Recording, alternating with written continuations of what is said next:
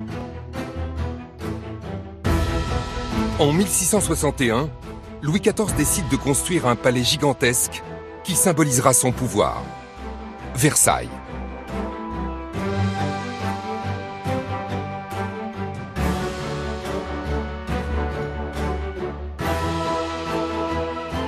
Dans tous les domaines, architecture, mesures géométriques, agronomie, mais aussi construction navale, alimentation en eau et fabrication des miroirs, le roi s'entoure des plus grands savants d'Europe. Il va faire de son château le premier laboratoire scientifique du XVIIe siècle.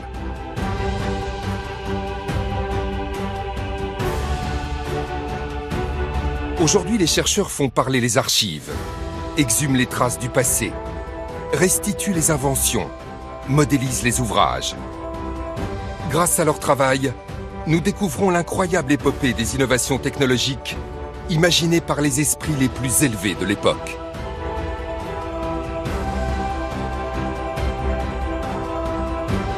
Versailles est le creuset d'une révolution des sciences. Elle va résonner pour les siècles à venir. Mais dans ce chantier pharaonique soumis à la volonté d'un souverain qui voit toujours plus grand, les défis lancés par le roi Soleil seront-ils tous relevés ?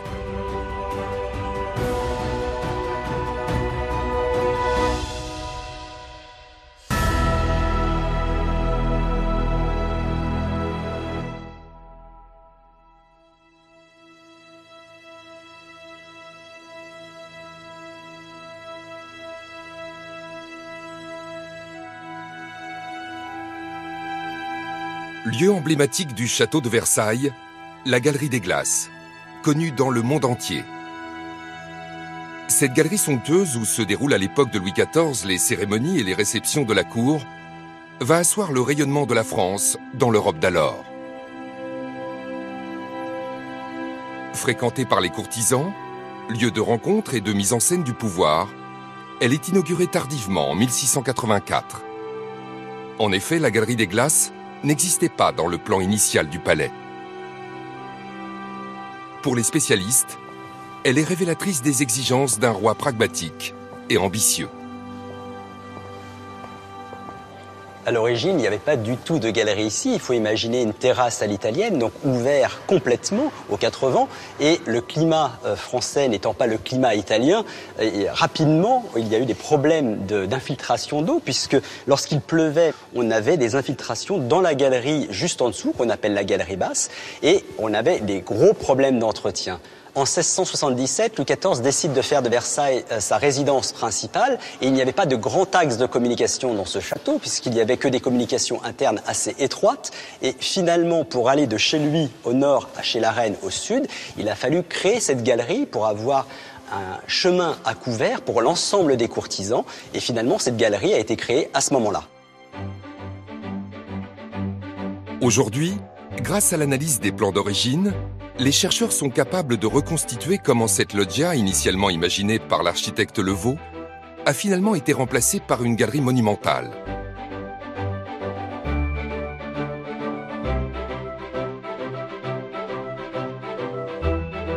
Mathieu Davina nous emmène dans un des endroits les plus secrets du château, les combles qui surplombent la Galerie des Glaces.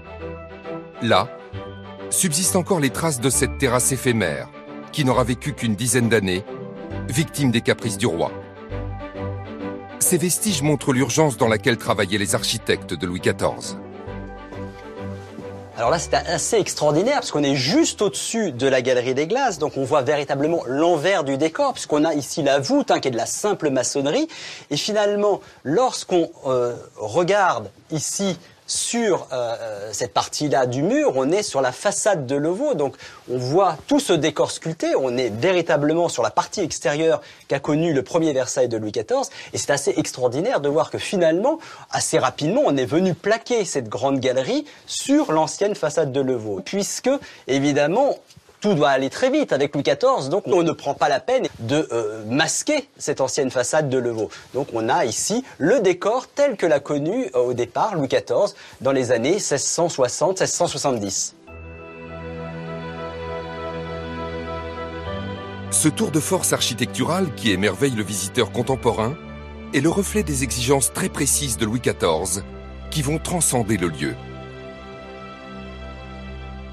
Lorsque Louis XIV prend la décision de construire ces galeries, évidemment, il se prive de la vue sur ces jardins et il ne veut pas s'enfermer totalement dans un espace. Et c'est Jules Ardoin-Mansart qui, grâce à un coup de génie, va lui proposer cette galerie avec 17 fenêtres sur les jardins qui se reflètent sur 17 arcades centrées avec 357 miroirs. Donc on a une prouesse technique puisque la lumière se reflète évidemment sur ces miroirs, mais également la très bonne idée de Jules Ardoin-Mansart de faire se refléter les fenêtres sur des miroirs permettait évidemment de faire rentrer de nouveau les jardins dans la galerie. Et surtout, on avait également, lorsqu'on avait un coucher de soleil magnifique les soirs d'été, d'embraser totalement cette galerie qui devient le symbole du château de Versailles.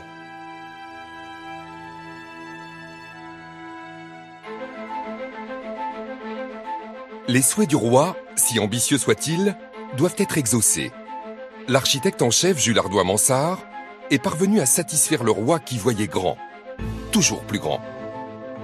Construire un palais gigantesque dans un lieu aussi peu approprié se révélera un pari encore plus fou qui mobilisera les forces vives de toute une nation durant plus d'un demi-siècle. Retournons à l'époque où Versailles n'existe pas encore. Au milieu du XVIIe siècle, le plus beau château du royaume est celui de Vaux-le-Vicomte, propriété de Nicolas Fouquet, surintendant des finances. En ce jour du 17 août 1661, c'est avec fierté que le maître des lieux fait visiter son domaine à Sa Majesté Louis XIV. C'est Louis le Vau, premier architecte du roi, qui a bâti le château. Les jardins, leur surprise optique, la scénographie des eaux et l'ampleur des parterres dessinés par le nôtre qui a multiplié les innovations émerveillent. Pour cette réalisation hors du commun, Nicolas Fouquet s'est entouré des esprits les plus élevés de son temps.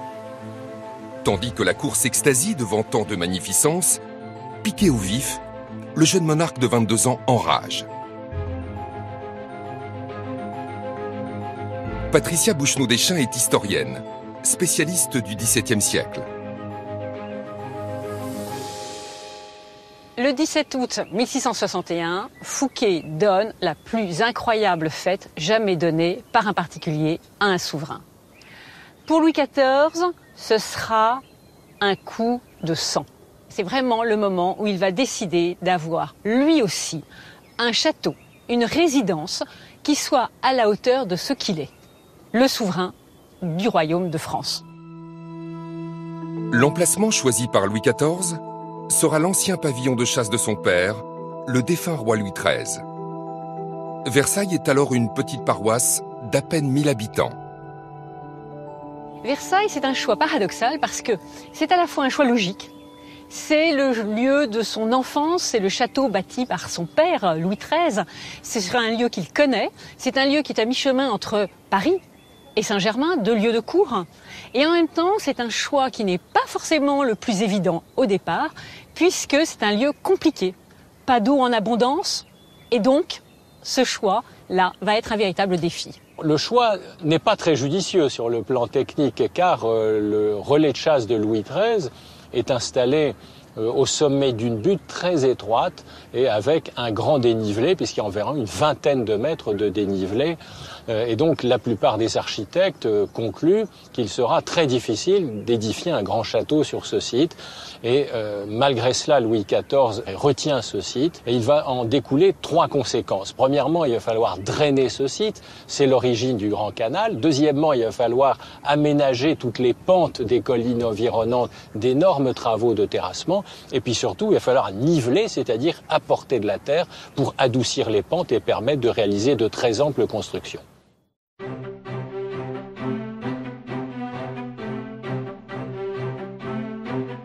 L'apparente fermeté royale masque revirement et hésitation. Sa Majesté doit-elle faire démolir le relais de chasse de son père? Le surintendant Colbert et l'architecte Le Vau en sont partisans, d'autant que le bâtiment menace de tomber en ruine. Après bien des revirements, le roi finit par faire connaître sa décision. Tous doivent s'incliner. Le petit château sera conservé, charge à Le Vau de faire une proposition architecturale et à Colbert d'en chiffrer les dépenses. Levaux imagine donc un projet audacieux, inspiré des palais de la Renaissance italienne. Autour du relais de chasse en briques, une enveloppe de pierre blanche vient ceinturer l'édifice de façon à intégrer les nouveaux appartements royaux. Quant au corps principal, il est coupé en deux pour faire place à une terrasse à l'italienne. Parallèlement à l'édification des bâtiments, un autre chantier tout aussi complexe est mis en œuvre. Celui du réseau hydraulique destiné à alimenter les premiers jets d'eau.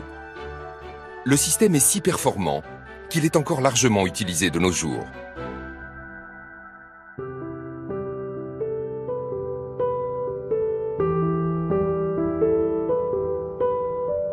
C'est l'hiver au château de Versailles.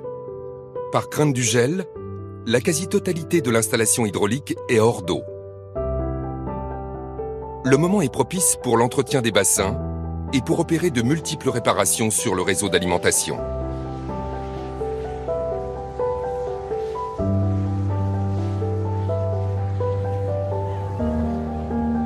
Aujourd'hui, Gilles Bulthez, le chef du service des fontaines, doit descendre effectuer une ultime vérification dans un lieu surprenant.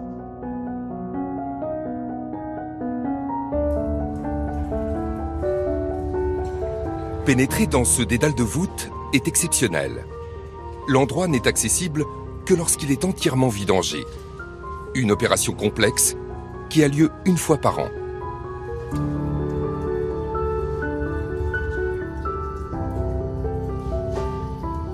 Alors là, nous nous trouvons sous les terrasses du château, dans le réservoir principal qui permet d'alimenter les fontaines du château de Versailles.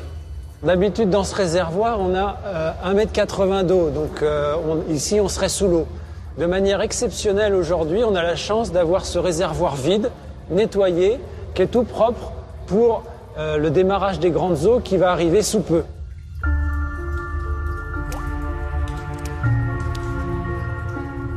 Ce réservoir situé sous la terrasse principale de Versailles a été créé en 1672 par François Francine, l'intendant des fontaines du roi. Prouesse d'ingénierie, après plus de 3 siècles de fonctionnement, l'édifice est parfaitement étanche. Les 3400 mètres cubes d'eau stockés ici assurent le fonctionnement de toutes les fontaines situées à proximité du château. Donc là, nous avons la marquise qui approvisionne le réservoir, l'eau du bassin des terrasses qui est au-dessus, donc en trop-plein, va être déversée par cette marquise dans ce réservoir. C'est un ouvrage qui date de Louis XIV, en fonte, très épaisse et qui a résisté tout ce temps-là. Il faut imaginer ici, il y a toute cette masse d'eau qui est déjà qui est là, qui a rempli le réservoir, et cette masse d'eau va pouvoir être envoyée aux fontaines par ce dispositif, de manière gravitaire.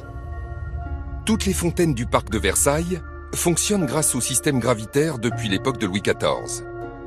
Il suffit qu'une certaine quantité d'eau stockée dans un réservoir en surplomb descende vers une fontaine pour qu'un jet d'eau se produise naturellement. Suivant le diamètre du tuyau et le pourcentage de la pente, la hauteur du jet d'eau varie plus ou moins. L'eau va vraiment descendre par son propre poids, l'homme ne fait rien. À Versailles, ce système il est utilisé partout. Donc d'un réservoir, on va alimenter une fontaine, et cette fontaine devient le réservoir d'une autre fontaine. Et ça, plusieurs fois. Et donc une première goutte d'eau va jouer 2 fois, si ce n'est 3, si ce n'est 4 fois.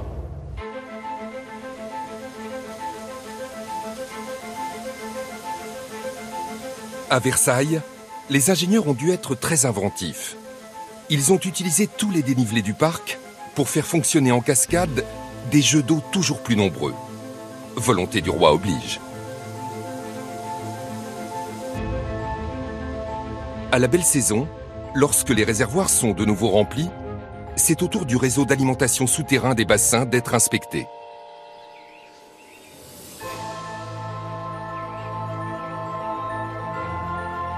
Les fontainiers doivent en permanence s'assurer du bon fonctionnement de plus de 30 km de canalisation.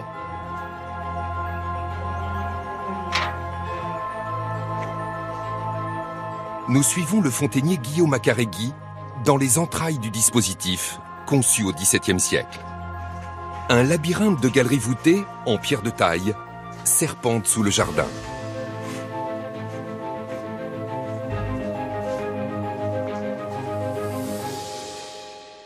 Là, nous sommes en présence des premières fontes qui ont été posées au château de Versailles.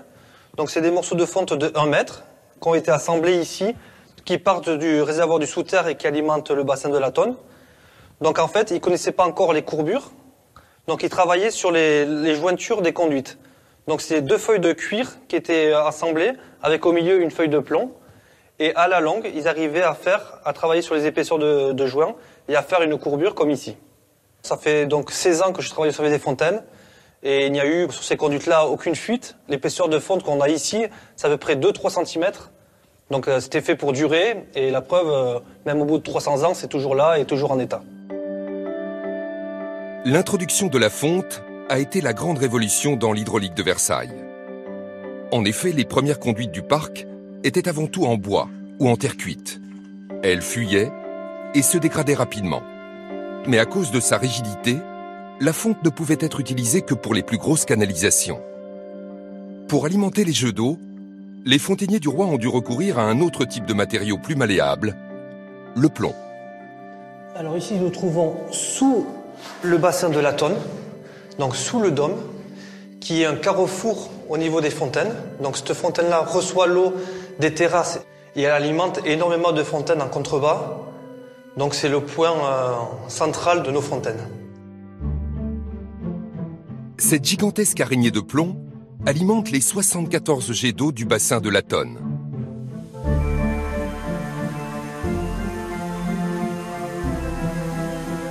Dessiné en 1665 par André Le Nôtre, ce bassin est l'une des pièces d'eau maîtresses du parc de Versailles. Avec ses figures sculptées et recouvertes de feuilles d'or, elle est située en majesté juste en contrebas de la terrasse principale. On a 2 types de canalisation. Donc celle-ci qui a un diamètre plus important que l'autre. Donc en fait à l'époque, ils faisaient couler le plomb sur une table de sable. Ils joignaient les 2 bords et ils faisaient une soudure côtelée qu'on a là. Et sur des diamètres plus petits, ils arrivaient déjà à cintrer et à couler en forme de conduite. En 2008, le démontage complet de l'araignée du bassin de la Tonne a été réalisé par les fontainiers. Sa remise en place par soudure s'est effectuée en utilisant les techniques du XVIIe siècle.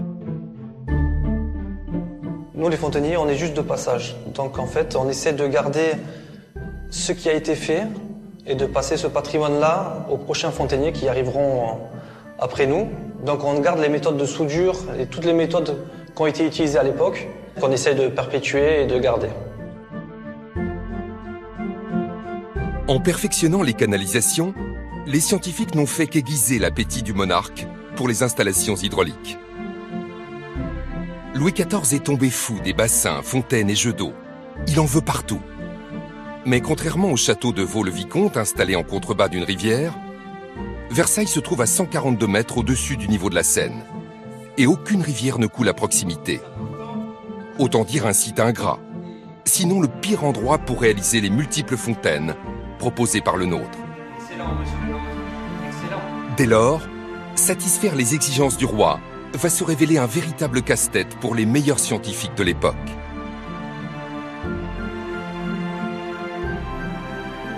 Raphaël Morera est hydraulicien, spécialiste de l'alimentation en eau du parc de Versailles au XVIIe siècle. On se trouve sur le réservoir qui stocke l'eau alimentant les fontaines des jardins du château de Versailles. Initialement, l'eau des fontaines provenait de l'étang de Clagny. L'étang de Clagny se situe juste en contrebas, à quelques mètres d'ici. Il était de petite taille et essentiellement alimenté par les eaux de drainage provenant des forêts environnantes. Mais l'étang de Clagny présente l'inconvénient d'être situé à un niveau inférieur d'une dizaine de mètres à celui des fontaines de Versailles. Pour relever l'eau, on a dans un premier temps utilisé une pompe actionnée grâce à un cheval qui permettait de remonter l'eau suffisamment haut pour qu'elle puisse ensuite être redistribuée vers les fontaines du jardin. Cette installation permet de déverser quotidiennement 600 mètres cubes d'eau dans un réservoir. C'est loin d'être satisfaisant pour faire jouer en continu les premières fontaines du parc. pour résoudre ce problème et pour satisfaire les demandes de Louis XIV, on a fait appel à l'intendant des fontaines, Denis Joly, qui était en fait le responsable et le technicien qui supervisait l'ensemble des travaux. Denis Joly décuple alors le système à l'aide de 2 manèges de 4 chevaux qui actionnent une pompe plus puissante. L'eau est alors propulsée dans un château d'eau situé en haut de l'édifice. C'est très performant pour l'époque, mais encore insuffisant pour alimenter un nombre croissant de jets d'eau. L'intendant des fontaines fait donc édifier un nouveau réservoir de 580 mètres cubes, dissimulé dans un bâtiment proche du palais, appelé Grotte de Tétis. Le dispositif est complété par 3 moulins à vent qui puisent l'eau dans l'étang de Clagny. Le système de pompage repose sur une technologie utilisée au XVIIe siècle. Une chaîne actionnée par le vent entraîne des godets qui élèvent l'eau dans un réservoir. Grâce à cela, les fontaines les plus proches du château sont enfin alimentées. Autant d'efforts payés en retour, puisque la grotte de Tétis, associée au manège à chevaux et au moulin à godets, permet à Louis XIV d'assister à l'inauguration de ses premières grandes eaux.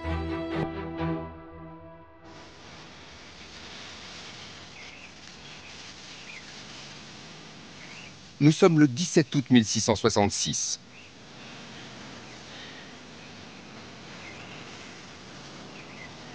Le sourire de façade affiché par le roi dissimule mal son irritation.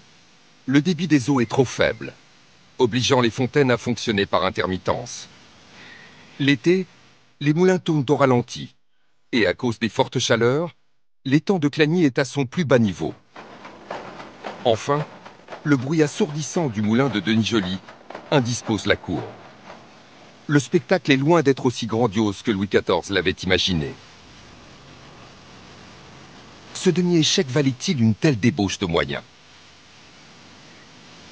Ce monarque tout-puissant, il a besoin de le montrer dans toutes ses réalisations, et notamment cette volonté de domestiquer la nature, cette capacité à maîtriser les éléments.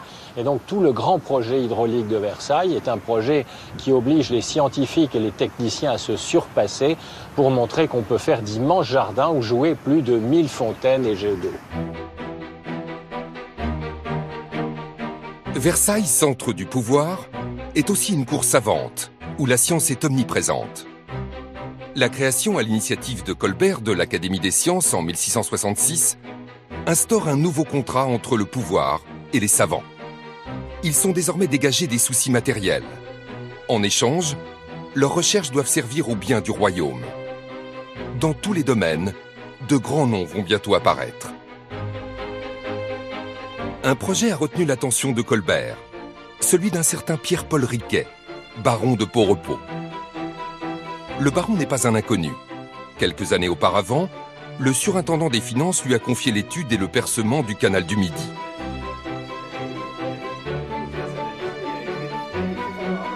Riquet propose un projet encore plus démesuré. Détourner les eaux de la Loire au moyen d'un canal de plusieurs centaines de kilomètres permettant d'alimenter Versailles. Un contrat au coût exorbitant doit être signé. Mais Riquet va devoir s'armer de patience, car au dernier moment, Colbert se ravise et demande qu'un calcul de la pente soit effectué entre la Loire et Versailles afin de s'assurer de la viabilité du projet. C'est l'abbé Jean Picard, astronome et géodésien, membre de la toute jeune Académie des sciences, à qui revient la charge de l'étude.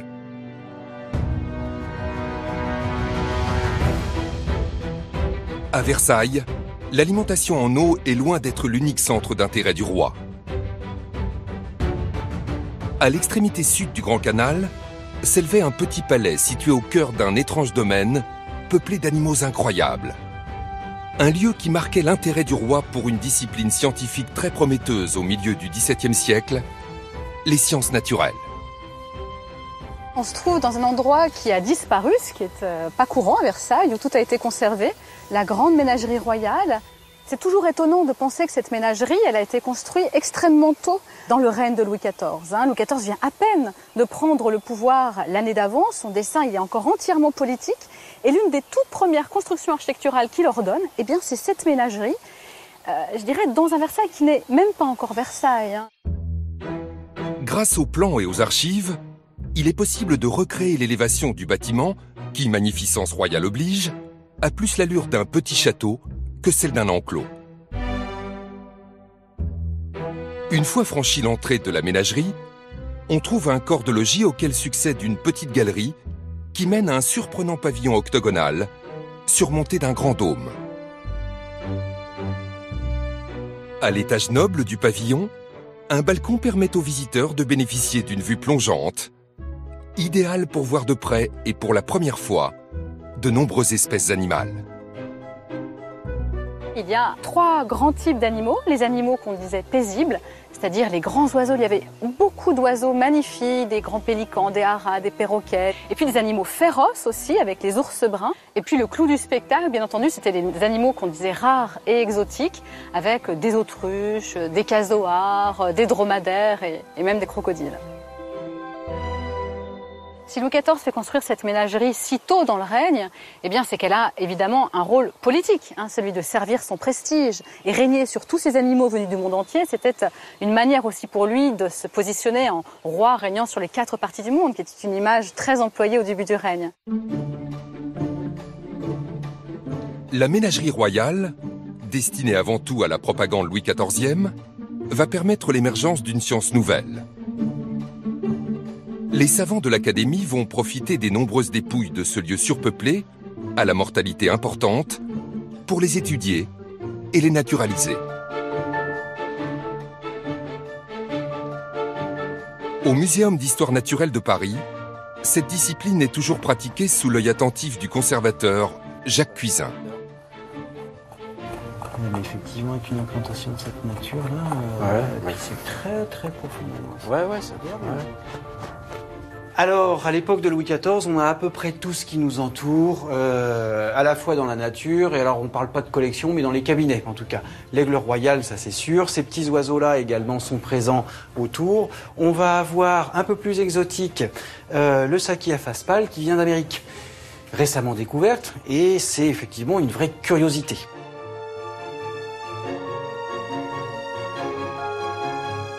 L'homme à la tête de ces travaux est l'académicien Claude Perrault, le frère du célèbre écrivain, premier commis de Colbert. Claude Perrault et la ménagerie de Louis XIV, c'est, on va dire, l'aventure de ce qu'on pourrait presque appeler les prémices de l'anatomie comparée.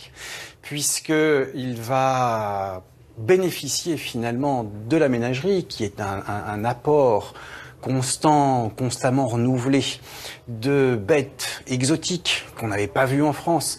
Et donc Claude Perrault va s'appuyer sur cette ressource pour pouvoir montrer, décrire et puis dessiner.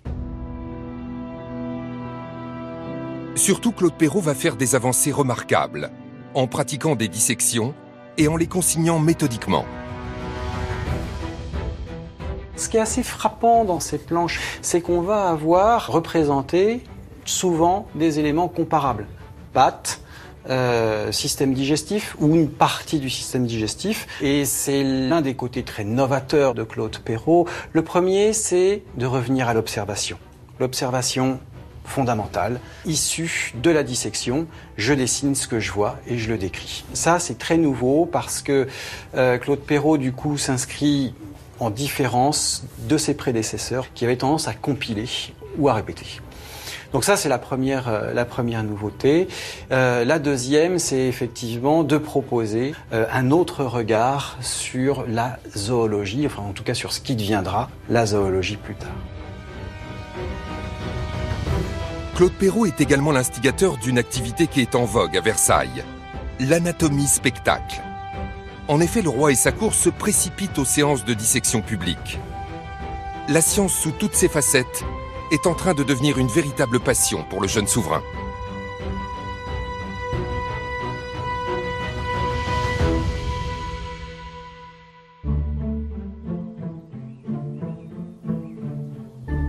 Sur ordre de Colbert, Voilà déjà plus d'un mois que l'abbé Picard et ses assistants arpentent les campagnes.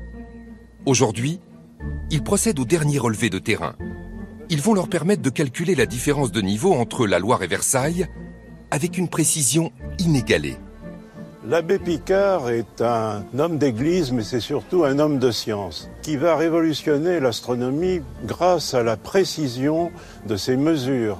Il a inventé une lunette micrométrique qui permet de mesurer, par exemple, un degré d'arc du méridien avec une précision telle qu'il va en déduire le rayon de la Terre, et c'est extraordinaire, à 1 kilomètre près par rapport aux mesures actuelles.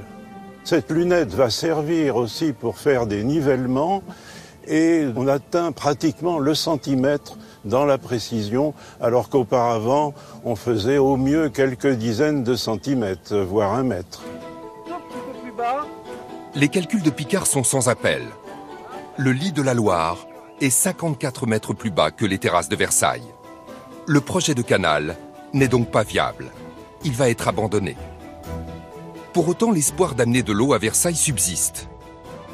Lors de sa campagne de mesure, l'abbé Picard s'est rendu compte qu'un plateau situé à quelques lieues du château présentait de nombreuses ressources en eau. C'est le plateau de Saclay. C'est là où l'abbé Picard s'est rendu compte qu'il y avait une différence d'altitude entre le château de Versailles et ce plateau. Et dans le bon sens, avec une quinzaine de mètres de dénivelé, qui permettait de faire venir sur Versailles les eaux qui stagnaient et qui rendaient impropre pratiquement l'agriculture sur une grande partie de ce territoire. Le drainage est la seule solution pour assainir le plateau. La technique date des Romains. Elle va être habilement utilisée par les ingénieurs du roi. Vous voyez cet objet, il ne paye pas de mine. Eh bien, c'est ce qu'on appelle un drain, c'est un tuyau en poterie. C'est la terre cuite, donc, qui est poreuse. Vous avez l'eau qui pénètre à l'intérieur et qui va s'écouler jusqu'aux rigoles par tout un système de drains de diamètre de plus en plus gros. Et l'exploit, c'est qu'on n'imagine pas que ces tuyaux-là, il y en avait de quoi aller de Lille à Marseille. 1200 km de ce type de drain sont mis en place et enterrés à 80 cm de profondeur, selon un système organisé en arêtes de poisson.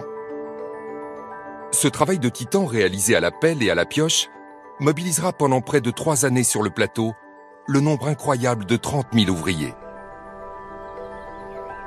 L'eau ainsi drainée va converger par gravité vers un système de ruisseaux artificiels. C'est l'ingénieur Thomas Gobert, successeur de l'abbé Picard, qui est en charge de l'étude de terrain. Il va réaliser un véritable tour de force. C'est un tout petit morceau des 90 km de rigoles qui existaient du temps de Louis XIV. En fait, l'ingénieur Gobert a réussi à encercler tout le plateau de Saclay de ces rigoles qui sont un exploit pour l'époque puisque elles ont une pente qui a été maîtrisée au niveau de 1,5 mm par mètre, ce qui est tout à fait exceptionnel. 10% des ruissellements de pluie étaient collectés dans ces rigoles et allaient se jeter dans l'étang de Saclay.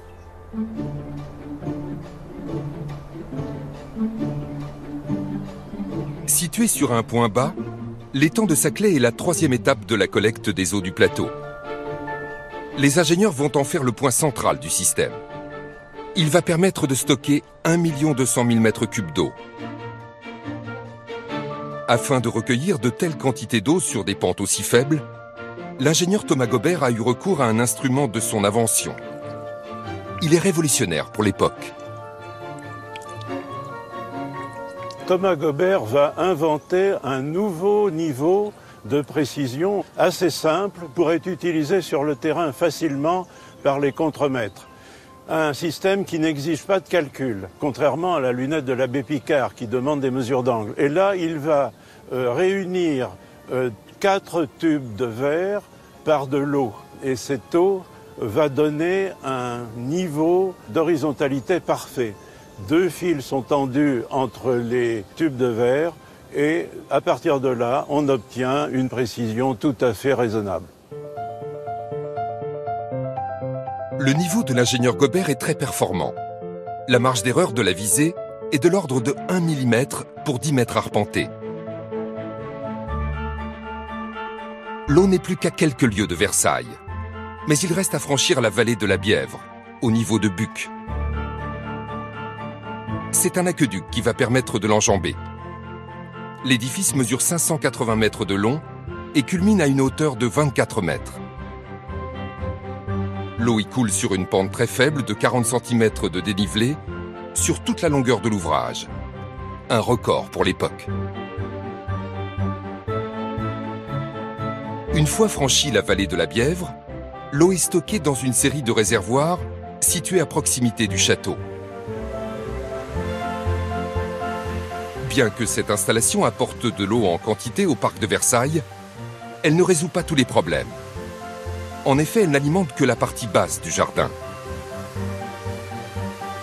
Les hommes de science vont devoir chercher ailleurs d'autres ressources.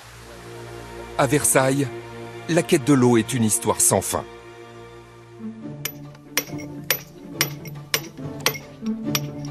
La construction de Versailles avance.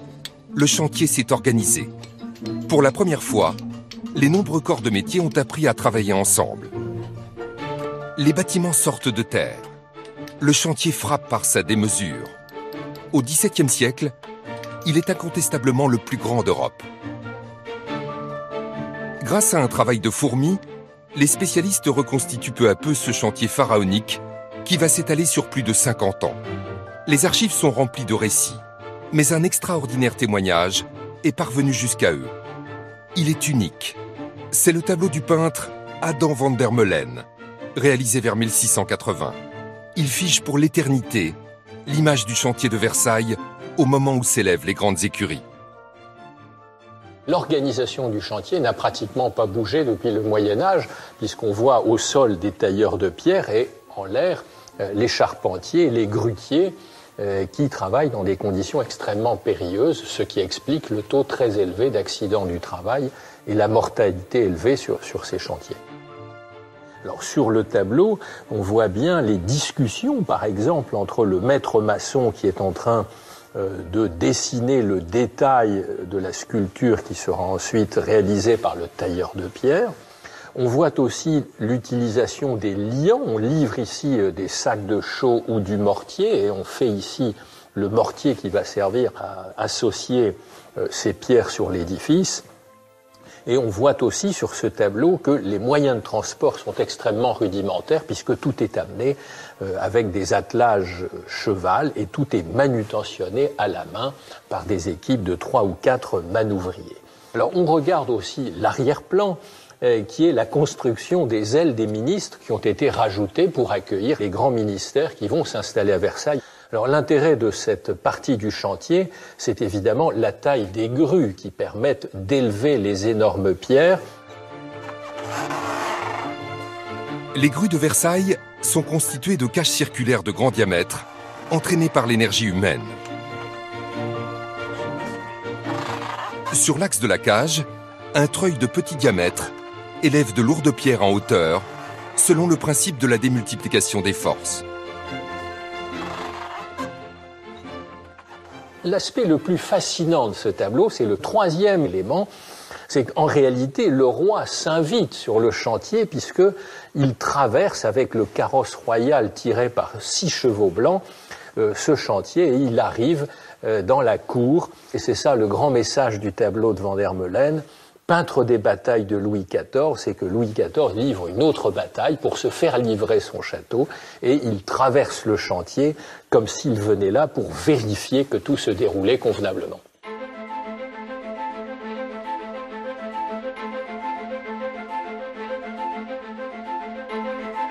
À l'intérieur du palais, le monarque veille également à tout. Les grands décors peints par Lebrun, les moulures baroques richement dorées à l'or fin, feront bientôt la réputation de Versailles. Mais par-dessus tout, un matériau sera le reflet de la gloire du roi et de sa politique, le marbre. Pierre des dieux, des empereurs et des rois, le marbre est à la mesure du souverain. Sol, lambris, colonnades, cheminées, Louis XIV en voulait partout. Ce marbre, c'est l'éternité qu'il désire et la jeunesse qu'il veut conserver.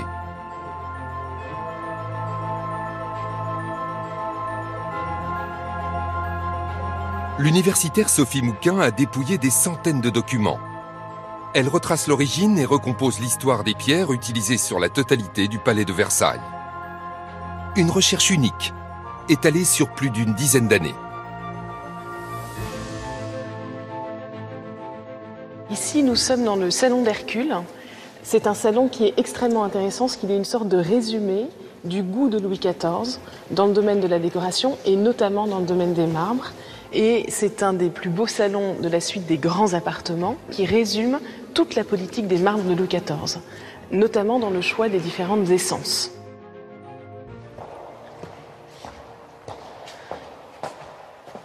Donc ici, nous avons un échantillonnage des 4 essences qui sont utilisées dans le salon d'Hercule, essences de marbre. La première, ici, qui fait l'encadrement de ce bas lambris, c'est le marbre de Campan. Campan est une carrière qui a plusieurs variétés, plusieurs teintes. Et ici, c'est du Campan qu'on dit grand mélange, c'est-à-dire un marbre qui comprend à la fois ce rouge profond, des veines blanches et puis ce vert quasiment amande, par endroits très pâle. Ensuite, le centre, les panneaux centraux des lambris sont composés de ce magnifique marbre de Saint-Rancolin. C'est un marbre magnifique dans ses couleurs, bien sûr, avec de l'agate, du ponceau, une grande diversité, mais également, vous voyez, dans ces sortes de panneaux quasiment abstraits. Autre marbre encore, le marbre de Rance, qui lui est un marbre belge, marbre que l'on retrouve partout dans le château, en pilastres et en colonnes. Marbre également extrêmement beau dans ses couleurs et dans son veinage. Et puis l'inévitable marbre blanc veiné de Carrare, qui compose tout le fond des décors des grands appartements dans le domaine marbrier. Le roi a une politique de l'excellence. Il veut le plus beau, quel qu'en soit le coût. Donc, quand le plus beau marbre est italien, on prend du marbre italien. Quand le plus beau marbre est énuyé, on prend le plus beau marbre dans les anciens Pays-Bas méridionaux. Mais si l'on peut, et tant que l'on peut, on utilise du marbre français. Il y a quand même une volonté de montrer aussi que le royaume de France, en son sein, en sa terre, possède des marbres aussi beaux que ceux d'Italie. Cette politique de l'excellence nationale va conduire le surintendant Colbert à chercher à exploiter de nouveaux filons aux confins du royaume. Nous sommes au beau milieu de la chaîne des Pyrénées, dans la carrière de Campan. L'abondance et la beauté de ces marbres en ont fait un des matériaux les plus prisés du palais de Versailles. L'exploitation s'est arrêtée à la fin du XXe siècle. Mais des spécialistes de géologie poursuivent l'inventaire de ce lieu unique. L'eau, c'est magique, ça fait ressortir les éléments du marbre comme s'il était poli. Voilà du verre. C'est le verre Campan. Alors bien... Et là, il est pur, quoi. Alors des fois, il est mélangé avec des amygdales roses, mais là, c'est le verre vert. Et donc, on le trouve dans les niches de la galerie des glaces. Ce sont des sédiments calcaires qui se sont déposés dans des eaux peu profondes et étaient mélangés avec ça le fer provenant de la dégradation des granits du mica. Et c'est le fer qui a donné les couleurs de base vert, rose, rouge. Et une fois déposé, il y a une compression qui s'est faite et c'est un calcaire qui a été compacté. Sur une terrasse située en contrebas, affleure une nouvelle dominante de couleurs. Ah, c'est superbe. Il y a toutes les couleurs. C'est ce qu'on appelle le grand mélange. Mais là, c'est le rubané parce qu'il y a du ruban. Voilà, mais c'est magnifique, quoi. La carrière de Campan a la particularité d'être située sur un important affleurement de marbre. L'exploitation à ciel ouvert s'en trouve facilitée. Une facilité toute relative compte tenu des moyens du XVIIe siècle. Voilà, pour extraire le bloc de la masse, il creusait un sillon, une encoignure de 30 cm de profondeur en V. Et ça permettait d'enfoncer des coins dedans et puis qui bourrait à coups de masse pour faire éclater la roche. Un travail très difficile en carrière. Il travaillait de mai à fin septembre, début octobre. Il y a la chaleur et puis tous les dangers d'extraction que ça pouvait donner.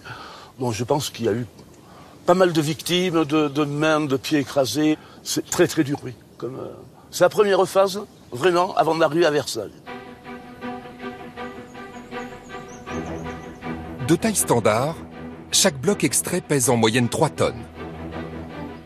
Ensuite se pose le problème de l'acheminement vers la plaine.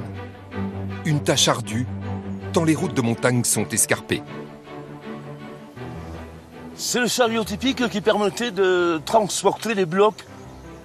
Il y avait donc une compagnie, qui s'appelait compagnie Chantemerde, qui avait 14 ou 15 chariots ferrés à essieux renforcés. Donc il y avait un bloc par chariot. Et donc jusqu'en 1713, le transport se faisait par la vallée. Alors il y avait des montées, il y avait des descentes. En descente, 1 ou 2 paires de bœufs. Mais dès qu'il y avait une montée, il passait à 15 paires.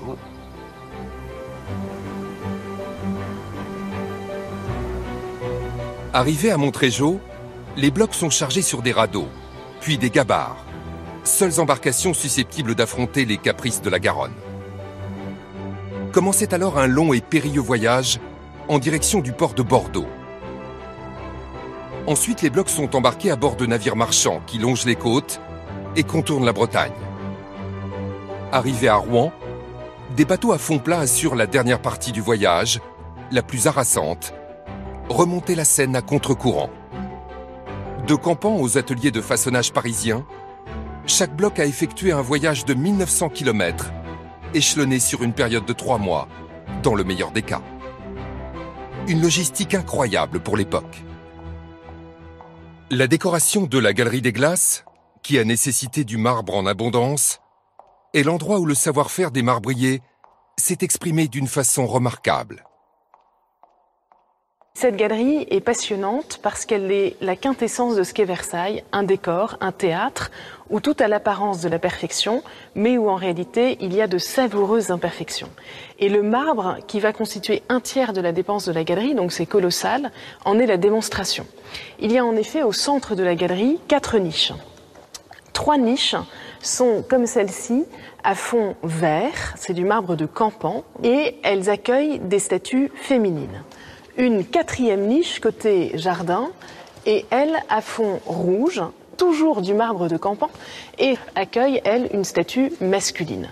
Pendant très longtemps, on a pensé que il y avait eu là une conception géniale de la part de l'architecte Mansart qui avait imaginé comme ça faire un fond différent pour une statue masculine.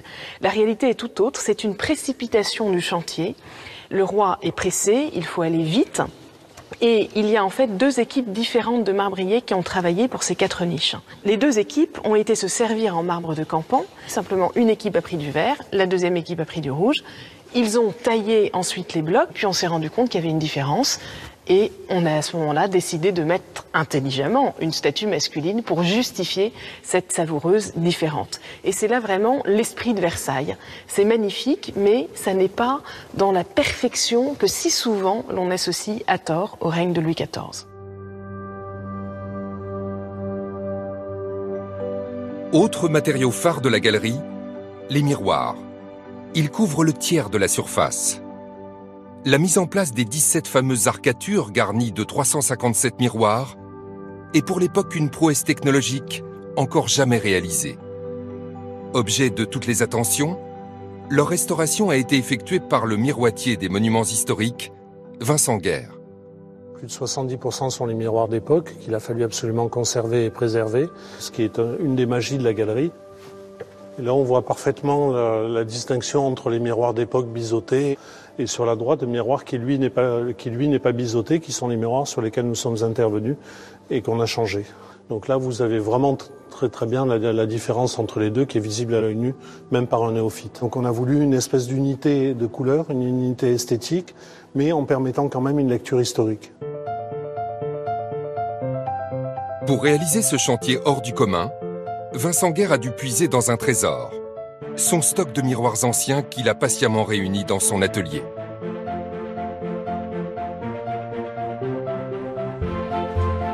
C'est ici que l'artisan prépare avec minutie les découpes destinées à ses futurs chantiers. Là, je vous montre les gestes de base du miroitier, qui est celui de la coupe. Après avoir passé un corps gras, le principe est de rayer le verre. Alors aujourd'hui, on fait ça avec des roulettes de carbure de tungstène. À l'époque, on faisait ça avec des pierres dures ou des diamants. Et ce qui est important, c'est d'entendre ce qui se passe.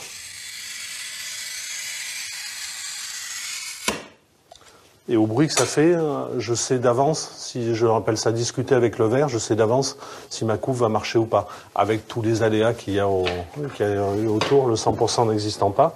Et on vient chercher un point d'appui en dessous de là où on a coupé. Et on découpe. Je vais vous montrer une petite coupe un petit peu différente. Où là, on peut couper non plus sur une ligne droite, mais une ligne courbe. Pour Vincent Guerre, chaque découpe nécessite une concentration doublée d'un geste d'une rigueur absolue. Car ces miroirs, qui ne sont plus fabriqués depuis longtemps, sont des miroirs au mercure. Des pièces de collection devenues au fil du temps pratiquement introuvables.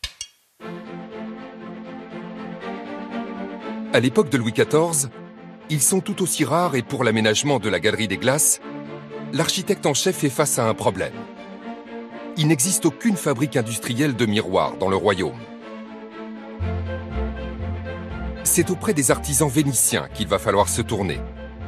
Très vite, la tentation va être de leur arracher leurs secrets. À ce moment-là, on a utilisé de l'argent, des femmes de petite vertu, des espions, et ces ouvriers sont venus travailler en France, mais sont venus travailler en collaboration avec des familles de verriers français qui existaient déjà. Et ces ouvriers italiens ont servi de maîtres, en fait, à des ouvriers français, des familles de maîtres verriers qui existaient déjà ici, mais qui n'avaient pas cet essor industriel. Comme Colbert est intelligent, il sait qu'il faut créer un outil. Et donc cet outil il va s'adosser aux personnes existantes. Entre autres, c'est la famille Lucas de Neuhoux qui va fonder sa première usine en dessous de Cherbourg, à Tour-la-Ville. Voilà comment le surintendant des finances Colbert est à l'origine de la création de la manufacture des verres de Saint-Gobain, aujourd'hui leader mondial du secteur. Près de Saint-Étienne, sur le site de Saint-Just, les ouvriers soufflent toujours le verre selon les gestes des maîtres verriers du XVIIe siècle.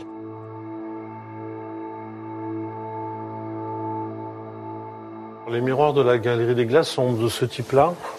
Ils sont fabriqués à l'époque, jusque dans les années 1700, avec du verre soufflé.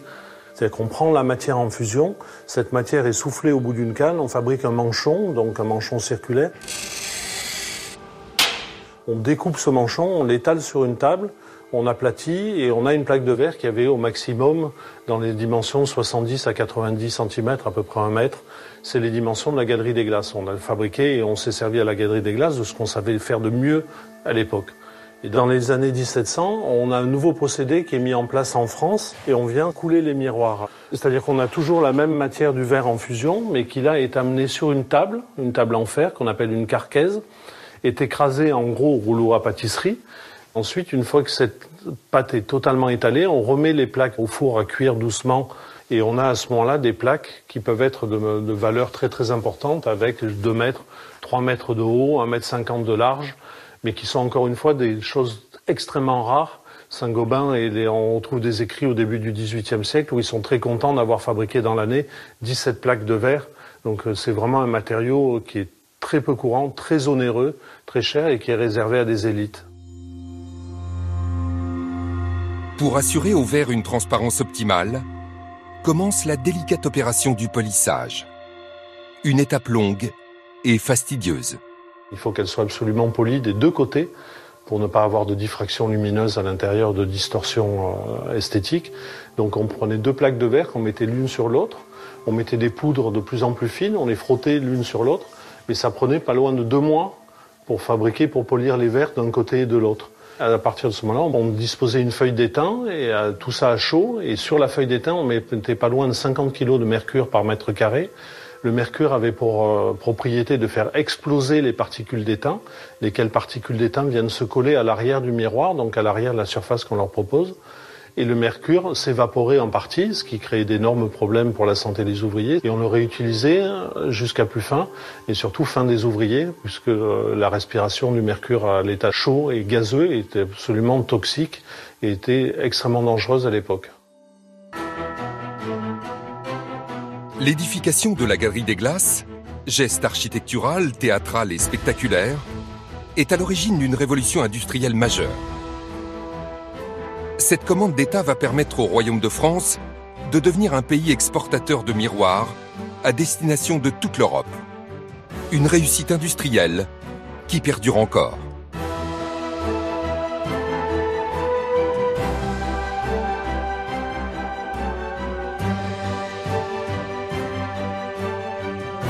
En 1678, Louis XIV annonce que la cour sera sous peu installée à Versailles. Le château devient le siège du gouvernement et donc le véritable centre du royaume. Ce n'est plus une poignée de privilégiés, mais près de 3000 courtisans qu'il va falloir accueillir. Une nouvelle fois, les architectes vont devoir agrandir, aménager, transformer le palais.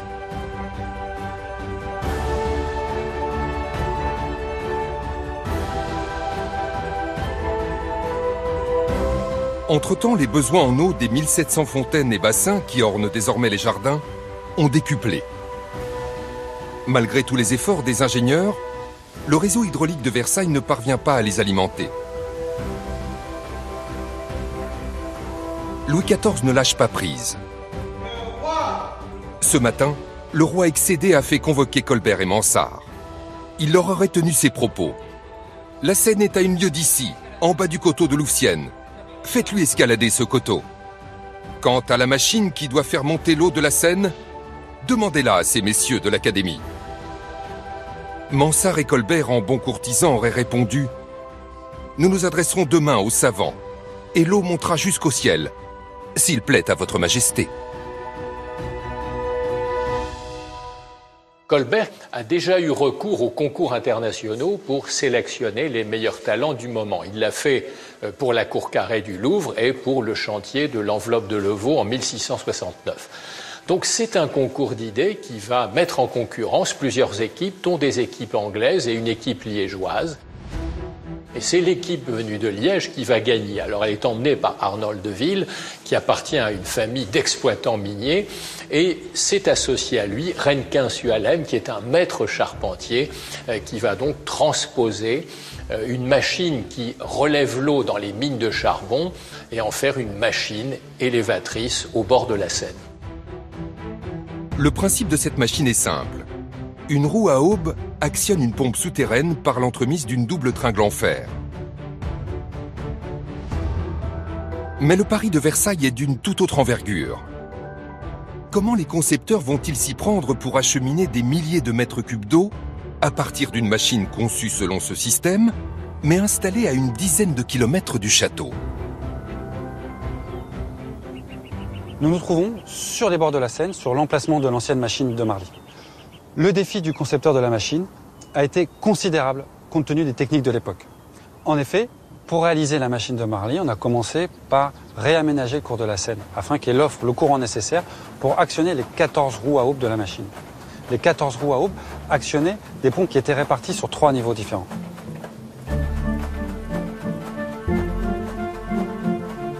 Construire une installation aussi colossale suppose de repousser les limites technologiques de l'époque. La machine de Marly est un des plus grands défis scientifiques du XVIIe siècle.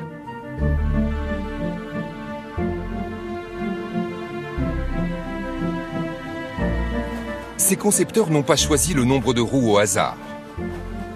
14 roues à aube qui symbolisent la puissance de Louis XIV. Mais attardons-nous sur les entrailles de cette fabuleuse invention.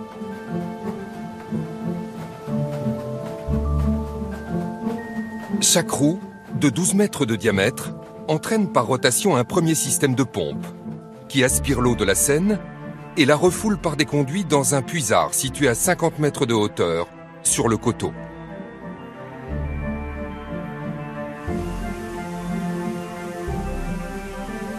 De là, Une deuxième batterie de pompes reprend l'eau pour la renvoyer 56 mètres plus haut, et ainsi de suite. Les 162 mètres de dénivelé sont assurés par près de 250 pompes. Une prouesse inouïe dont il ne reste presque aucune trace sur le coteau de Louvciennes. La machine a été détruite en 1817. Une canalisation héritée du siècle dernier part encore à l'assaut de la colline. Au sommet, domine toujours l'aqueduc majestueux de 20 mètres de haut par lequel s'écoulait l'eau de la Seine en direction de Versailles. Alors, la machine de Marly n'a pas tenu toutes ses promesses. Elle relevait d'un défi scientifique et technique hors de portée à cette époque. L'ambition était d'amener environ 6000 m3 d'eau par jour et très rapidement, le débit a été de 3500. En réalité, cette machine était d'une complexité inouïe. Sa taille était démesurée, 65 mètres sur 63. 100 000 tonnes de bois pour la faire fonctionner, 17 000 tonnes de fer, des articulations très complexes en cuir et en plomb, et donc cette machine tombait tout le temps en panne. Les 643 mètres de l'aqueduc de Louvciennes, construit par Mansart, vont cependant quotidiennement déverser des millions de litres d'eau en direction des bassins et fontaines de Versailles. Malgré cette réussite qui n'est que partielle, le roi peut s'enorgueillir qu'un projet aussi ambitieux ait pu être mené à son terme sous son règne. Le roi était très content de sa machine. La meilleure preuve en est, c'est qu'il a anobli son concepteur et qu'il lui a attribué une gratification exceptionnelle de 100 000 livres. C'est le montant le plus important qui ait jamais été attribué pendant le chantier de Versailles et qui était accordé aux entrepreneurs qui étaient estimés les meilleurs.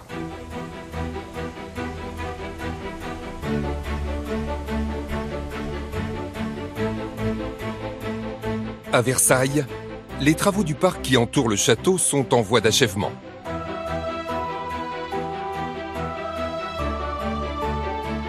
Ici aussi, les exigences du roi sont comblées. Démarche artistique et créativité prévalent. Fontaines, bosquets, parterres, statues, chaque pièce bien qu'unique forme une entité qui révolutionne l'art de la composition des jardins. À l'origine de ce chef-d'œuvre, André Le Nôtre. Le créateur des jardins à la française ne laissait aucun détail au hasard. Contrôleur général des bâtiments du roi, il était proche des milieux scientifiques. Son secret était peut-être là.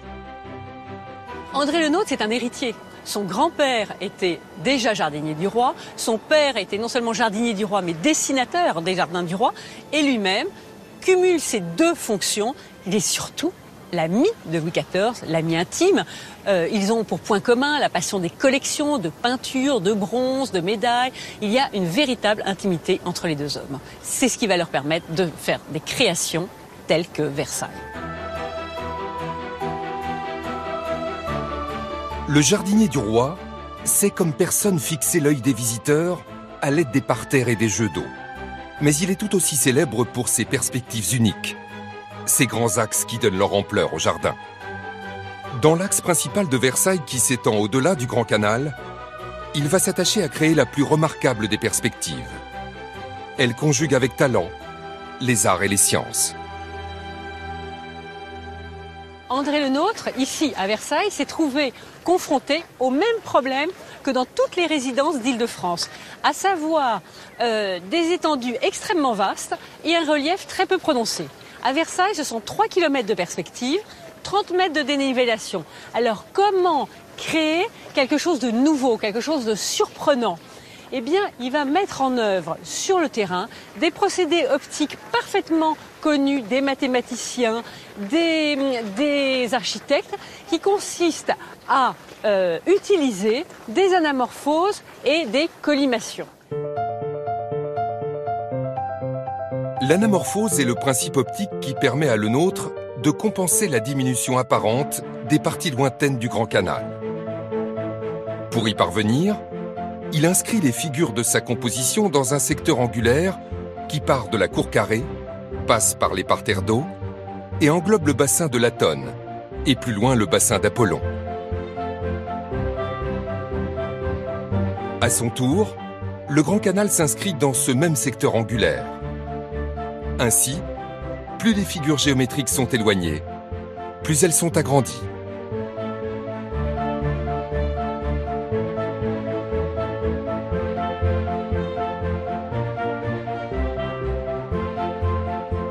Vu sous un autre angle, l'ensemble des éléments constitutifs du Grand Canal semble ainsi de même dimension.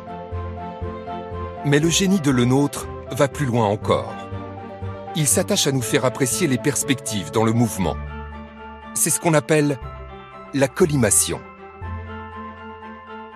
Il faut véritablement progresser dans le cheminement de cette allée pour pouvoir découvrir les séquences imaginées par Le Nôtre. On va découvrir le bassin d'Apollon, puis le tapis vert magistral dans sa longueur qui apparaît au début juste comme un carré et qui va s'étirer progressivement. Et il faut avancer véritablement jusqu'au bord de la terrasse et aux premières marches pour là découvrir toute l'ampleur du bassin de la Tonne et les parterres qui l'encadrent. C'est la grande surprise de cette promenade.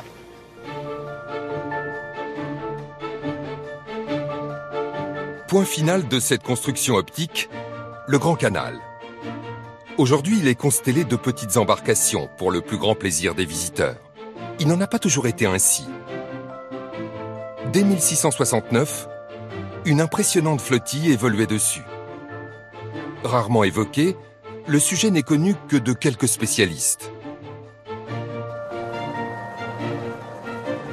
Nous sommes dans la banlieue de Bruxelles, le long des canaux d'Anderlecht.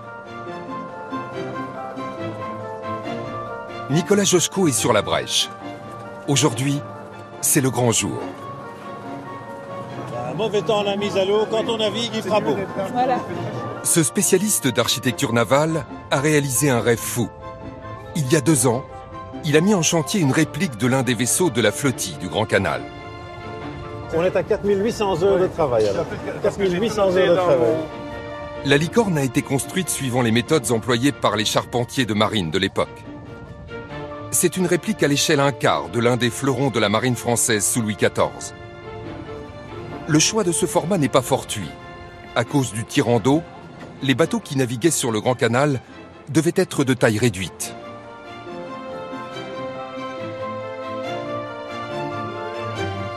Aujourd'hui, Nicolas Joschko est en compagnie d'Amélie Dufrétet, une chercheuse qui a su exhumer les rares documents qui existaient de cette époque.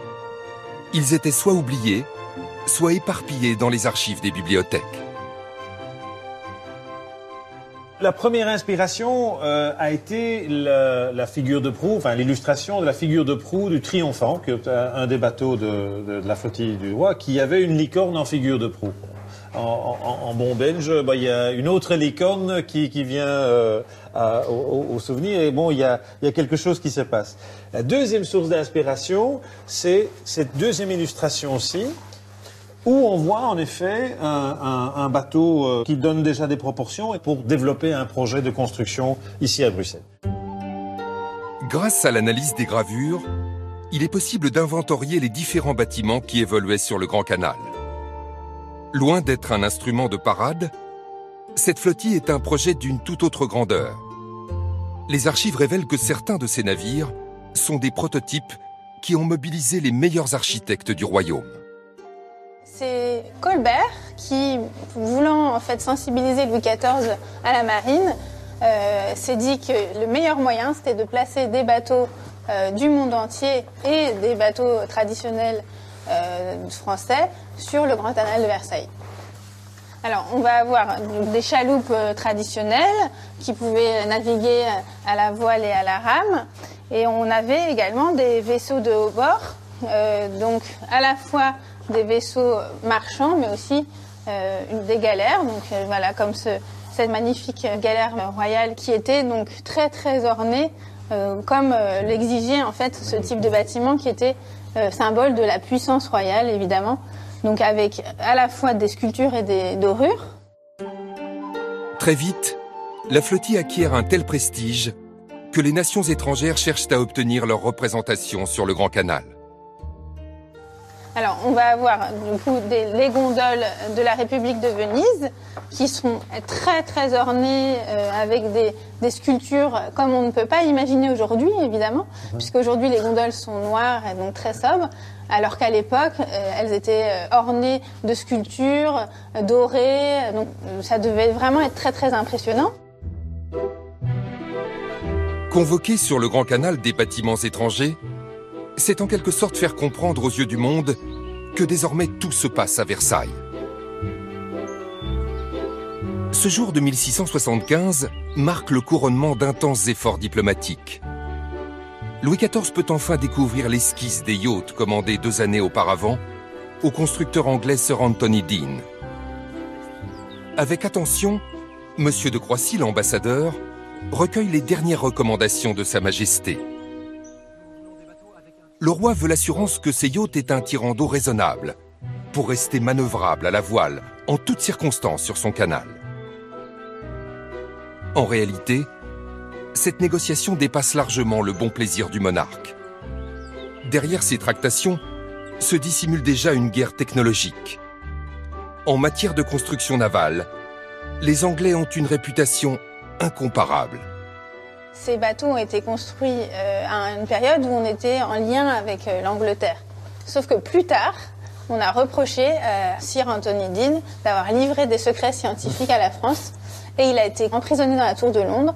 La perfide Albion. Ouais, complètement. Il y a beaucoup d'espionnage puisqu'en fait, au moment où ces bateaux ont été construits, des marins étaient envoyés dans les arsenaux avec la mission vraiment définie de faire des rapports à Colbert notamment sur comment on pouvait rationaliser aussi les constructions dans les ports de France.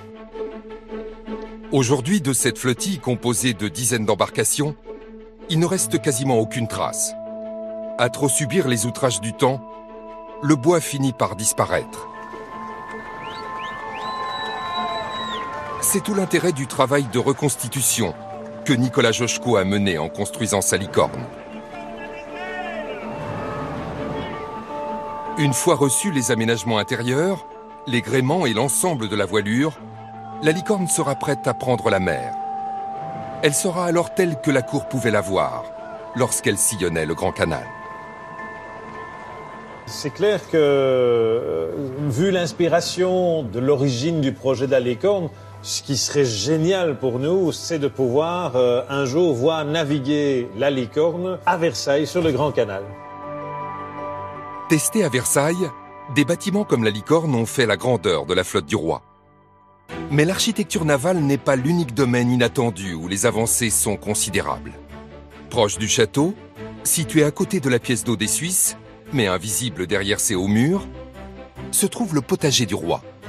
Centre d'expérimentation, à la fois jardin fruitier et jardin potager, ce domaine est entièrement consacré à une science naissante, à la fois utile, agréable, nécessaire et à la mode au XVIIe siècle, l'horticulture. Ce trajet est l'un de ses préférés. Après avoir descendu l'escalier de l'orangerie, le roi Soleil longe la pièce d'eau des Suisses pour franchir l'imposante grille royale, parfois accompagné des plus grands monarques du XVIIe siècle.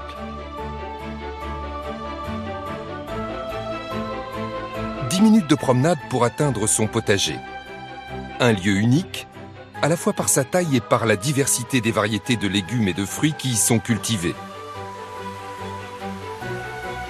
Les rares privilégiés à partager la visite du roi sont éblouis par les prouesses horticoles du maître des lieux, le jardinier en chef, Jean-Baptiste de la Quintinie. Le potager du roi de Versailles est probablement le plus grand potager aristocratique du XVIIe, XVIIIe et même au-delà. La dimension est hors norme, comme pour tout Versailles. Et Jean-Baptiste de la Quintinie, quand il dessine ce jardin, quand il le construit avec Mansart, avec le nôtre, on est dans l'archétype, avec un bassin central, une orientation par rapport aux points cardinaux, et à partir de ce bassin central, toute une série de jardins autour. Au grand désespoir du jardinier du roi, le terrain qui lui est concédé au départ se situe aux abords de l'étang Puant, une vaste zone marécageuse. Une fois encore, il va falloir drainer, et procéder à un jeu de vases communicants. La terre du creusement de la pièce d'eau des Suisses, qui jouxte le jardin, servira à remblayer, celle des collines environnantes, à l'enrichir. Au final, une dizaine d'hectares quadrillés de murs sont rendus propres à la culture, au pied du château royal. Les murs sont bien évidemment là pour protéger les fruits et légumes des maraudeurs, des voleurs, mais les murs sont une sorte d'invention bioclimatique. C'est un moyen d'éviter que le vent passe, protégé du vent. C'est un moyen d'accumuler de la chaleur la journée pour le restituer la nuit. C'est même peut-être un moyen de créer des systèmes de capillarité pour l'eau, pour donner de l'humidité et de l'eau aux arbres, même dans leurs branches supérieures.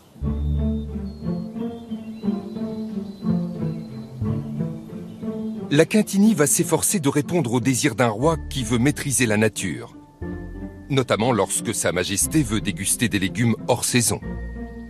Des cultures vont sortir de terre en bravant les lois de la nature et les caprices de la météo. Une des innovations de laquelle la Quintinie est le plus fière, c'est de réussir à faire pousser des asperges au mois de décembre ou au mois de janvier, où là, précisément, il fait une couche sourde. Une couche sourde se passe dans la terre et, comme le mot le dit, c'est une chaleur sourde qui dure plus longtemps. Le principe de cette culture est d'installer une couche de terreau sur une épaisse couche de fumier de vache ou de cheval en fermentation. Si besoin est, on recouvre le tout d'un châssis de verre. La température de la terre grimpe, la pousse des racines s'accélère. À l'arrivée, la période de récolte s'est considérablement allongée. La Quintinie va réussir à fournir au roi des asperges au mois de décembre, au mois de janvier, des radis, des laitues au mois de février, au mois de mars, des fraises au mois d'avril, des fraises et des petits pois au mois d'avril, au mois de mai. Si tout le monde mange des pommes, Louis XIV mange des figues, parce que tout ce qui est hors de portée du peuple est source de puissance. Le roi raffole des figues, au point d'obliger la Quintinie à faire de nouveau des miracles. Pour le faire, il a développé une figuerie sur le modèle de l'orangerie, une nouveauté à son époque, la seule bâtiment comme ça, où il bouge les figuiers en pot de l'intérieur à l'extérieur, l'extérieur à l'intérieur, selon les saisons, selon les moments, selon la chaleur de la journée. Nous, aujourd'hui, à la différence de la Quintinie au XVIIe siècle, on ne cherche pas tant à cultiver nos figuiers en pot, nous, on veut les mettre en pleine terre. Là, on a une variété qui produit 2 fois dans l'année. Mais la Quintinie, au XVIIe siècle, grâce à la finesse et au savoir-faire de ses jardiniers, réussira à sortir des figues sur 7 mois de l'année, à partir du mois de mai jusqu'à fin novembre. La figuerie de la Quintinie était comme l'actuelle orangerie de Versailles, un bâtiment voûté avec des murs très épais. À l'orangerie, leur épaisseur est de 5 mètres, et les seules ouvertures sont d'immenses doubles fenêtres orientées au sud. Depuis 350 ans, grâce au microclimat naturel qui règne à l'intérieur, aucune gelée n'y a été constatée.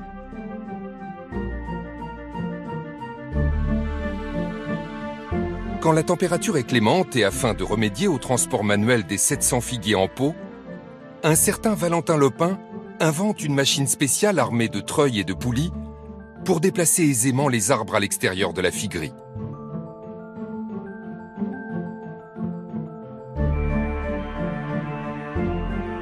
L'hiver, la culture potagère se trouve ralentie. Mais pour les milliers d'arbres fruitiers, c'est la pleine période de taille. En les observant, on voit qu'ils n'ont pas grand-chose en commun avec des arbres à l'état naturel. Cette culture, appelée en espalier, est contre nature. Mais paradoxalement, contraindre la croissance des fruitiers est meilleur pour la production. Cette relation entre la taille et le nombre de fruits a été démontrée par le jardinier du roi au XVIIe siècle. Il s'est aperçu que la sève allait toujours vers les branches verticales, qui sont les moins productives. L'art de la taille, c'est de savoir dans un premier temps déterminer ce qu'est un bouton à bois et un bouton à fruits. Une fois qu'on a déterminé ce qu'est un bouton à bois et un bouton à fruits, on taille soit juste après un bouton à fruits, comme c'est le cas ici qui est très renflé, et quand on n'a pas de bouton à fruits, Comme ici, par exemple, on a une brindille, mais il n'y a pas de fruits, là non plus. Donc on décide d'en garder qu'une. Celle-ci, on la coupe parce qu'elle part de l'autre côté, alors que moi je suis de ce côté. Donc celle-ci, je la réduis. Et celle-ci, elle est très longue, donc on la coupe à peu près à 6 ou 7 yeux. Voilà. Et là, donc, on va avoir du bois. Ça, ce sont que des boutons à bois qui sont collés à la branche. Pourquoi garder des boutons à bois a priori inutiles? La Quintigny avait compris que l'art de la taille, c'est voir plus loin. Dès l'année suivante, certains boutons à bois vont devenir des branches qui à leur tour donneront des fruits.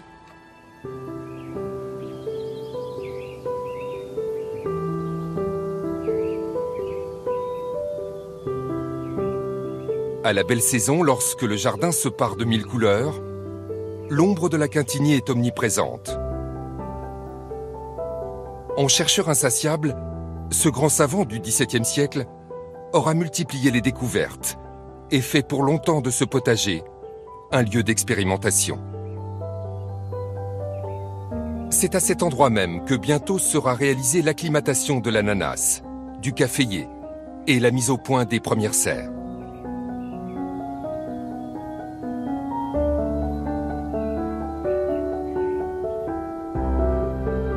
Véritable succès scientifique, le potager est la fierté du monarque. À l'inverse, l'alimentation en eau de ces fontaines est toujours sujet d'irritation pour le roi.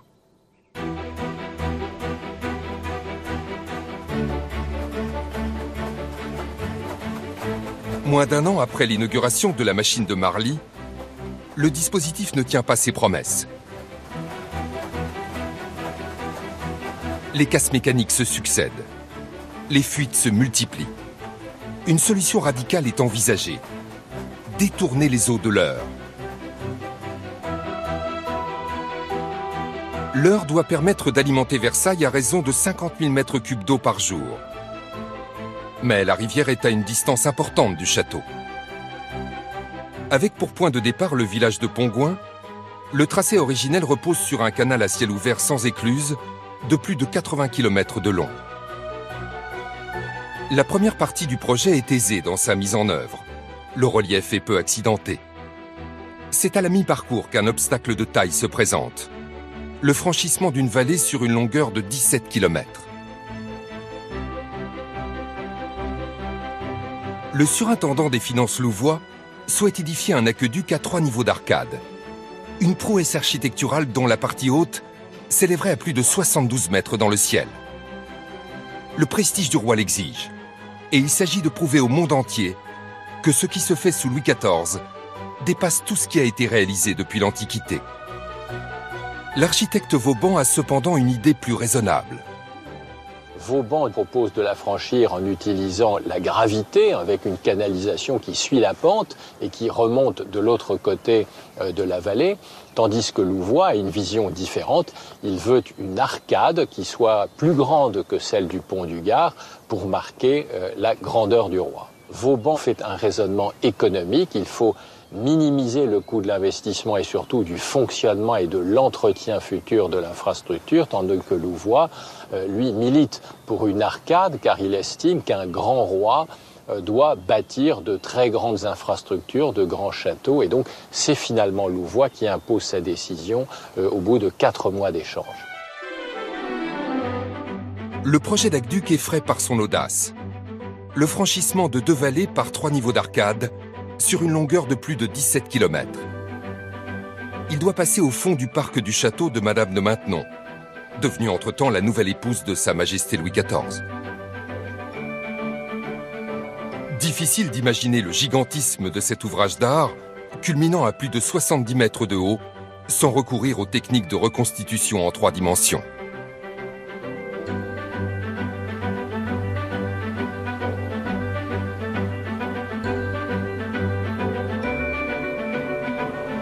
Les plans de Louvois, parfaitement conservés, ont permis aux scientifiques de faire renaître ce projet sans équivalent.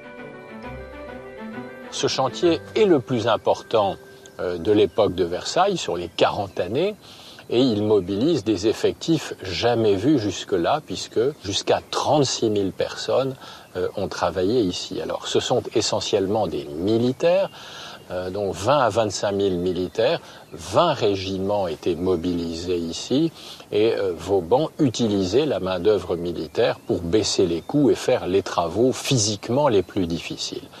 Donc les conditions de travail ici étaient réputées très difficiles et très vite également nous avons eu un nombre élevé d'accidents et de maladies dues à une mauvaise alimentation, des épidémies de scorbut. Donc il y a une légende qui s'est très vite installée disant que c'était un chantier meurtrier. La légende soutient que le chantier fit 6000 morts, en pure perte, car l'ouvrage, victime des soubresauts de l'histoire, ne sera jamais achevé.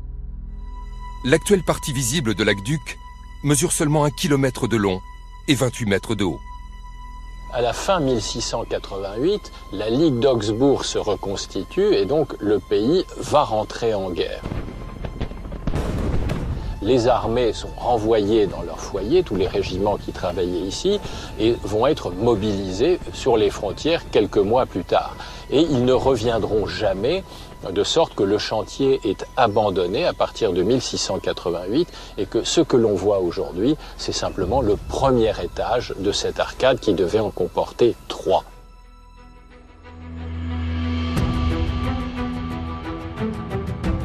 L'ensemble des travaux coûta au final la bagatelle de 9 millions de livres, soit plus du 10e du budget total de Versailles. L'abandon de cette folie royale aura pour conséquence de tirer définitivement un trait sur l'incroyable aventure de la quête de l'eau. En 1696, date de la fin de la guerre, les caisses de l'État sont vides.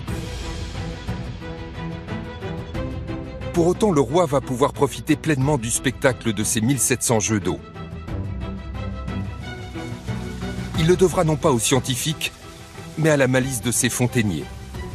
Chaque jour, ils s'attacheront à régler à son initiative un balai des plus sophistiqués.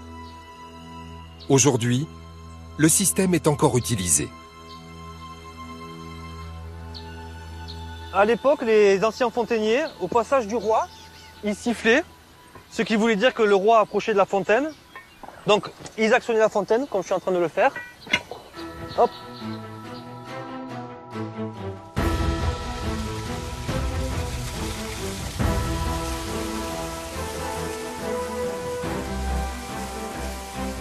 Dès que le roi a eu fini sa balade au niveau de la fontaine, encore un autre coup de sifflet et hop, dans l'autre sens, on referme. C'est une de leurs façons de faire fonctionner les grandes eaux sans gaspiller d'eau. Alors je pense qu'ils devaient se douter de quelque chose, mais la magie opérait et les grandes eaux fonctionnaient selon son bon vouloir. Et c'était déjà ça la magie des grandes eaux.